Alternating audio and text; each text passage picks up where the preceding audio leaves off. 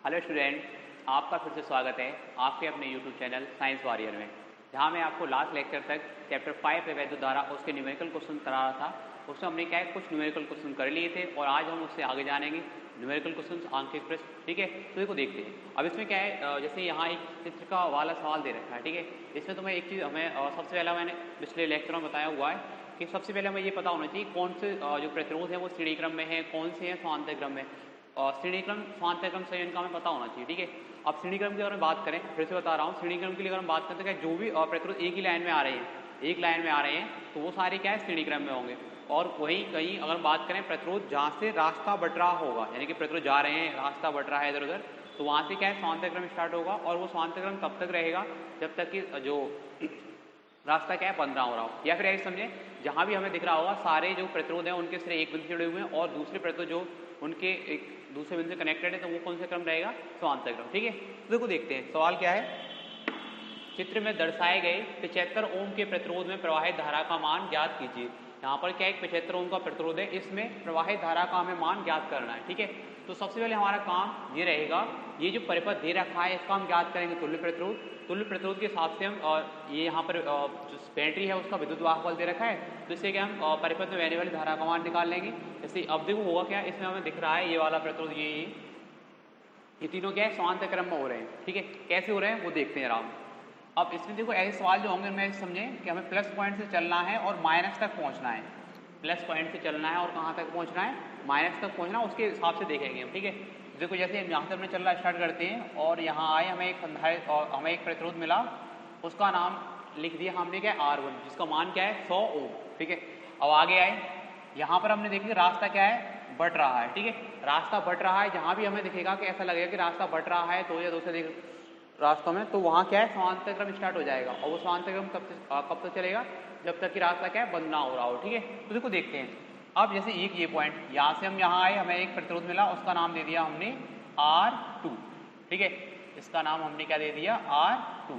अब हम आगे गए, यहाँ पर आए, हमने देखा फिर से रास्ता दो भागों में बट रहा है, इधर की तरफ चल के आए, ये इसका नाम दे दिया हमने R3। फिर यहाँ पर रास्ता बंद है, फिर इधर की तरफ से आगे आए, यहाँ मिला हमें R4 नाम दे दिया। ठीक है, यहाँ पर रास्ता क्या है बंद है।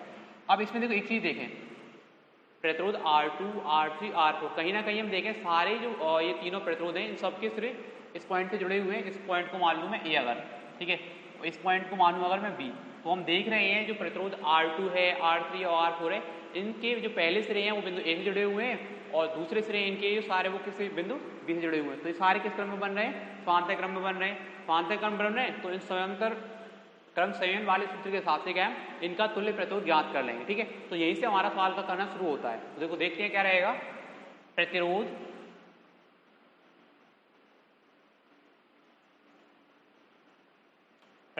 R2, R3 तथा R4 समांतर क्रम में है, समांतर क्रम में है यदि इनका तुल्य प्रतिरोध, मान लेते हैं हम अपनी तरफ से तुल्य प्रतिरोध क्या है? R डैश है।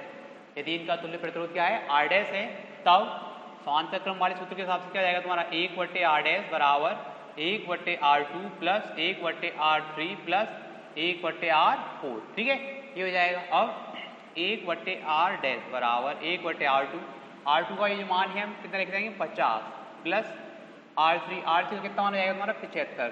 ठीक है, प्लस R4 का कितना मान है 50 ओम, ये लिख देंगे हम। ठीक है, ये हो जाएगा। अब हल करते हैं, भिन्न बन रही है, एलसीएम लेंगे, कितना आएगा 150, 50 का 150 में डिवाइड करेंगे, कितनी आएगा 3 टाइम्स, 3 का 1 में करेंगे 3, प्लस 75 का करेंगे 2 टाइम्स, 2 का करेंगे 1 में 1 और 2 हो जाएंगे, फिर 50 का करेंगे 150 में 3 टाइम्स, 3 का 1 में करेंगे 3। ठीक है, ये हो जाएंगे। अब 3 और 3 6 और 2 8, तो कितना हो जाएगा तुम्हारा ये 1/R डैश बराबर हो जाएगा 8/150। वहीं से अगर हम बात करें R डैश के मान की, तो R डैश का मान हो जाएगा 150/8। दोनों क्या है ऊपर नीचे 2 से कट जाएंगे, तो कितना बन जाएगा तुम्हारा ये 75/4। 2 से ये कट जाएंगे, 2 से ये कट जाएंगे, 4 बार ऊपर 75 बार। ठीक है, तो जो R डैश का मान है वो कितना हो गया तुम्हारा 75/4 ओम। यानी कि ये जो प्रतिरोध है हमारे पास R2, R3 और R4 तीनों का जो तुल्य प्रतिरोध है वो कितना निकल के आ गया हमारा 75/4 ओम। अब इन तीनों का जो एक है तीनों का एक लाइन बन जाएगी, वो R1 के साथ श्रेणी क्रम में रहेगा। ठीक है, R1 के साथ किस क्रम में रहेगा तुम्हारा, श्रेणी क्रम में रहेगा। तो देखो करते हैं, अब प्रतिरोध R1 व R डैश, R1 ये और इन तीनों का एक जो R डैश बना वो। अब प्रतिरोध R1 व R डैश श्रेणी क्रम में है यदि इनका तुल्य प्रतिरोध R है। अब इनका क्या मान लेते हैं, तुल्य प्रतिरोध R1 और R डैश का ये प्रतिरोध तुल्य प्रतिरोध मान लेते हैं हम R है। ठीक है, तब R बराबर हो जाएगा R1 प्लस की R डैश। R1 का कितना मान है 100, ठीक है, प्लस और R डैश का कितना मान है 75/4। हल कर लेंगे, 4 का करेंगे 400 और 75, ये कितने हैं 475/4 ओम। यानी कि हम बात करें परिपथ का तुल्य प्रतिरोध निकल के आया, कितना आ गया तुम्हारा 475/4 ओम। ठीक है, ये हो जाएगा। अब हमें पता है यहाँ जो बैटरी जुड़ी हुई है उसका विद्युत वाहक बल कितना है। तो ऐसे अगर हम बात करें बैटरी से ली गई धारा, बैटरी से ली गई धारा की अगर बात करें, ठीक है, तो यहां हम देखते हैं बैटरी से ली गई धारा आई मान रहे हैं इसे हम, ठीक है। आई बराबर रहेगा तुम्हारा E/R। आई बराबर कितना रहेगा E/R, यानी कि जो V/R वाला सूत्र है उसके अकॉर्डिंग, क्योंकि E विद्युत वाहक बल व्यवहित होता है एक तरह से। ठीक है, तो E का मान 190/R का मान क्या रहेगा 475/4, 4 चले जाएंगे ऊपर, 190 गुणा के 4/475। ठीक है, ये जाएगा। अब इसको देखो हम 5 से काट कर देखते हैं, 5 से काटते हैं, 5 या 15, ठीक है, कितने रहेंगे तुम्हारे 4 और 5 8 40, ये हो जाएगा। बट्टे 5 9 45, कितने बचेंगे 2 और 15 55 25, ठीक है, ये हो जाएंगे तुम्हारे 5 बार। अब 19 से देखो काट के देखते हैं, 19 से कट जाएंगे तुम्हारे ये 2 बार, 19 दूनी 38 और 19 पंजे 95, तो कितना आएगा तुम्हारा ये 4 दूनी 8/5, ठीक है, ये बन के आ गया। कितना आ गया हमारा 8/5, यानी कि जो परिपथ है उसमें बहने वाली धारा क्या हो रही है I बराबर 8/5 एम्पियर। ठीक है, यहाँ पर मैं लिखूं पूरा, ऐसा लिख सकते हैं हम 1.6 एम्पियर। ठीक है, ये हो जाएगी, 5 पर डिवाइड करेंगे 8 में तो 1.6, ठीक है, ये हो जाएंगे। अब हमने देखा जैसे देखो ये इन तीनों का जो एक हो रहा है R डैश और ये R1, दोनों किस क्रम में हो रहे हैं श्रेणी क्रम में। तो होगा क्या, जो R डैश और R1 में जो बहने वाली धारा होगी वो यही होगी 1.6 एम्पियर। ठीक है, तो देखो देखते हैं, अतः प्रतिरोध R1 व R डैश में बहने वाली धारा, R डैश व R1 में बहने वाली धारा कितनी होगी I1 बराबर 1.6 एम्पियर होगी। ठीक है, ये हो जाएगा। अब देखो ये देखते हैं, हमने देखा भाई इसमें बहने वाली धारा क्या हो गई 1.6 एम्पियर, इसकिन तीनों का जो एक बना R डैश उसमें बहने वाली धारा क्या हो गई 1.6 एम्पियर। अब इन तीनों का जो एक है R डैश उसमें धारा का मान पता है और प्रतिरोध का मान पता है, तो उसके सिरों को भी देख लेते हैं विभवांतर। ठीक है, तो उसके सिरों को भी जो R डैश के सिरों को जो विभवांतर बन के आएगा, अब ये तीनों क्या है उसकी एक तरह समांतर क्रम में, तो उन सभी में क्या है विभवांतर क्या रहेगा उसके बाद समान समान रहेगा। ठीक है, तो देखो ऐसे देख लेते हैं हम, R डैश के सिरों के बीच विभवांतर, तो ये हो जाएगा एक तरह से V डैश, क्या मान लेंगे इसे V डैश बराबर, V R क्या होता है I R dash, V R I होता है उसके अकॉर्डिंग देख लेंगे। तो R डैश के सिरों में जो विभवांतर वो कितना बन जाएगा V डैश बराबर I R डैश। ठीक है, तो देखो V डैश बराबर I का कितना मान है 1.6, ठीक है, ये हो जाएगा। वहीं अगर हम बात करें R डैश के मान की, तो हमारा R डैश का कितना मान है 75/4। ठीक है, तो देखो ये लिख लेते हैं 75/4, ये हो जाएगा। 4 से इसको डिवाइड कर लेंगे, ये हो जाएगा 0.4 टाइम्स कट जाएगा। ठीक है, अब 4 कैसे मल्टीप्लाई करते हैं, 4 पंजे 20, हासिल 2, 4 7 28, 28 और 2 कितने हो जाएंगे तुम्हारे 30.0, यानी V डैश बराबर कितना हो जाएगा तुम्हारा 30 वोल्ट। यानी कि इन तीनों का जो एक हो रहा है एक तरह से A व B के बीच जो विभवांतर है वो बन के आया हमारा V डैश बराबर 30 वोल्ट। अब इसका देखो मतलब है क्या, यानी कि 50 ओम 75 ओम और जो 50 ओम है, इन सबके सिरों के जो विभवांतर क्या है 50 जो 30 वोल्ट ही रहेगा। ठीक है, क्योंकि ये तीनों किस क्रम में है तुम्हारे समांतर क्रम में। तो जैसे लिख सकते हैं हम, स्पष्ट है कि 50 ओम, 75 ओम तथा 50 ओम के प्रतिरोध के सिरों के बीच विभवांतर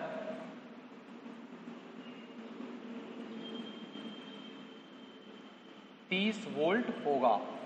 ठीक है, ये रहेगा। अब हमें निकालना है 75 ओम में बहने वाली धारा, जो हमारा सवाल का क्वेश्चन है। क्या है? 75 ओम के प्रतिरोध में धारा। तो देखो क्या हो जाएगी तब, 75 ओम के प्रतिरोध में धारा। ठीक है, तो ये हो जाए, इसको मान लेता हूं आई डैश मान लेता हूं अपनी तरफ से। ठीक है, क्या मान लेता हूं? आई डैश बराबर हो जाएगा 75 ओम के सिरों की जो विभवांतर कितना होना है 30 वोल्ट वाला बट्टे R3। ठीक है, ये हो रहा है। तो V डैश का कितना मान है तुम्हारा 30 बट्टे R3 का कितना मान है 75।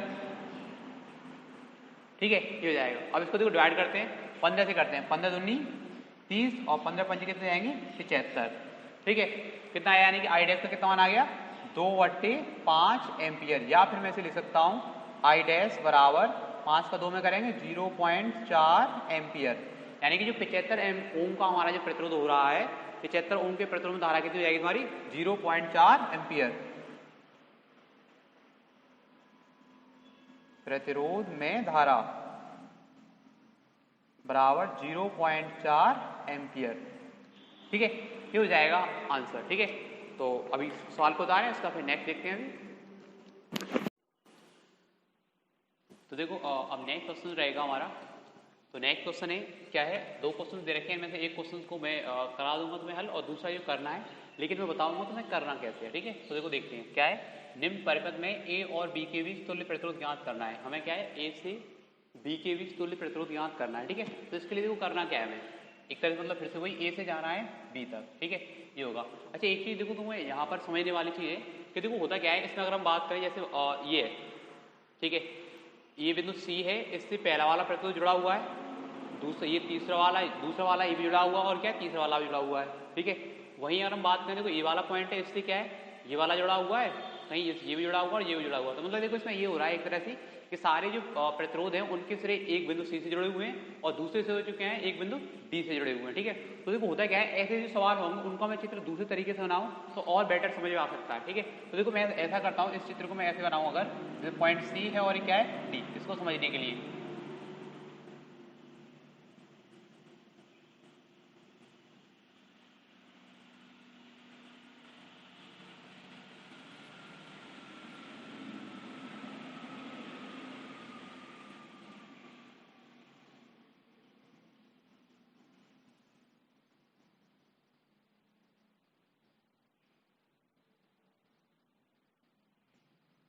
ये हो जाएंगे। ठीक है, यहाँ इसको मान लेते हैं बिंदु सी और इसको मान लेते हैं क्या है डी। इनसे आगे जो पॉइंट ए है और एक पॉइंट क्या है तुम्हारा बी है, जिनके बीच हमें क्या है तुल्य प्रतिरोध ज्ञात करना है। तो ये कितने ओम का 3 ओम का, ये 3 ओम का, ये भी क्या है 3 ओम का। ठीक है, अब यहाँ हम देख रहे हैं तीनों प्रतिरोध क्या है किस क्रम में, समांतर क्रम में। समांतर क्रम में तो समांतर क्रम से वाला तो लगा देंगे। अगर इसको जैसे मैं यहाँ से मानूँ ये R1 है, ये R2 है और ये क्या है R3। ठीक है, तो यहाँ हम लिख सकते हैं चित्र से स्पष्ट है कि